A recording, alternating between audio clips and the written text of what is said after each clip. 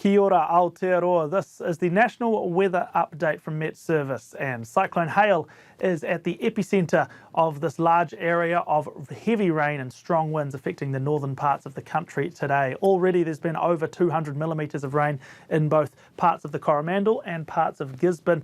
Both of those regions are once again experiencing flooding with road closures and potential power outages later on today as well. Parts of Northland have had a month's worth of rain and there is flooding in that region too. So clearly on this map we can see the rain across the upper North Island. It's a little bit hard to make out where the centre of the storm is or where the centre of Cyclone Hale is, but if we drop off of the rain and the cloud and we put on the wind, it becomes a little bit clearer because we can track the arrows in a clockwise direction around the centre of the low here, which is currently north of Bay of Plenty. In particular, we're concerned with this belt of strong easterlies, which is making it a windy day across much of the North Island. So where is this system going to move in the next, 36 hours or so between now and the end of Wednesday? Well, let's get the latest track map up and have a look. Moves towards Hauraki Gulf just to the east of Auckland, then takes a sharp turn eastwards and moves across the Bay of Plenty and through the Gisborne region on Wednesday. By Wednesday night, it looks like the centre of the system will be offshore to the east of the country, and it's moving away from us on Thursday, taking most of the severe weather with it. But before that, it is going to be wet and windy. Tuesday afternoon, no change there. Windy and breezy for the upper North Island. Rain gets into some of the southern parts of the North Island at the end of the day today as well. By and large, South Island dodges it though. It remains relatively fine down there with increasing cloud.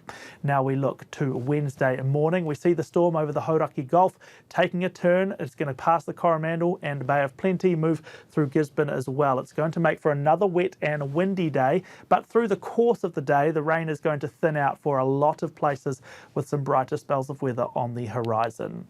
Windy start to Wednesday for the upper North Island, especially windy from Auckland northwards, but everyone will get some breezy conditions. Risk of a shower is there for everyone. Persistent and frequent showers out here in the east, but the showers up north are much more sparse, so there should be some sunny gaps already through the morning up there.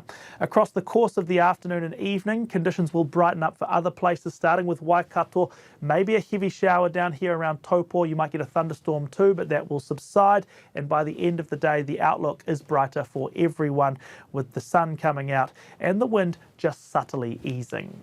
Windy and rainy here as well, but it's a little more persistent for some of these places. Lasts a bit longer through the day, particularly from Wellington around to Napier. It's the eastern side where we're most concerned for the rain tomorrow. There is in fact a warning in place for coastal parts of Wairarapa and a warning in place for Hawke's Bay until through most of the morning. Into the afternoon, the rain will start to thin out on the western side of the island with just a couple of further showers. It does stay windy, however, keep that in mind. Eventually, the rain thins out a little bit around Wellington as well, but probably still the odd shower here and there through these other eastern places. The South Island certainly spared the worst of the weather associated with Cyclone Hale, but it will be a rainy day for the northeastern corner. That means Marlborough, that means Kaikoura, that means parts of Nelson. You're getting the rain up here. Just a morning shower risk for Christchurch, should brighten up there in the afternoon. Once again, it's the western side of the country getting the best of the weather. It's warm and sunny through Westland and Bulla.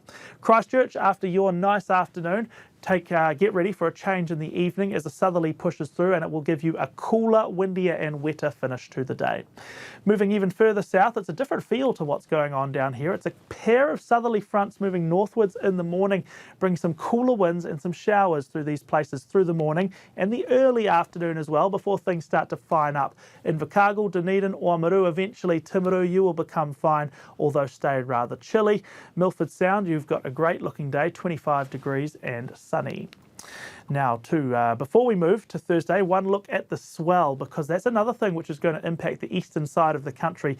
Heavy waves. 4 to 5 metre waves hitting eastern parts of the coastline from Coromandel through Gisborne, then Hawke's Bay, then Wairarapa through Wednesday and into Thursday. So not that you'd want to be out on the boat at the moment with all the wind and the rain, but the swell is just one more thing to consider if you are near the shoreline. We will now look at Thursday, and we see that Cyclone Hale gets caught up by some slightly stronger winds higher up in the atmosphere, which accelerate its departure away from the nation. And that's good news for us really, because that also takes away the severe weather, and we do have a much more settled day for the majority of the country on Thursday. Still a morning morning shower risk for much of the North Island with those southerly winds pushing across the island too. But into the afternoon, a lot of the showers will subside, a lot of them will ease, and it will become fine in most places. Not everywhere though. Unfortunately, showers look like they continue around this region here. That's Coromandel, that's Auckland, that's Great Barrier, and that's parts of Northland. Fortunately, the showers should be more spread apart and less common. It's not the same type of rain that you're getting in the next few days, with those persistent falls easing back by Thursday. Cool morning along the eastern South Island with 1 or 2 early showers. That should pretty much dry up to a decent day, but it will stay quite cool with temperatures in the teens along the east coast and down south. Warmer for inland spots, and again, pretty much the story of the entire year thus far. The brightest and warmest weather goes to the west coast. It's another good looking day for Hokitika. You can stay up to date with all of these severe weather watches and warnings and see how your forecast is affected by hail. That's at metservice.com. For now, kia pai te rā.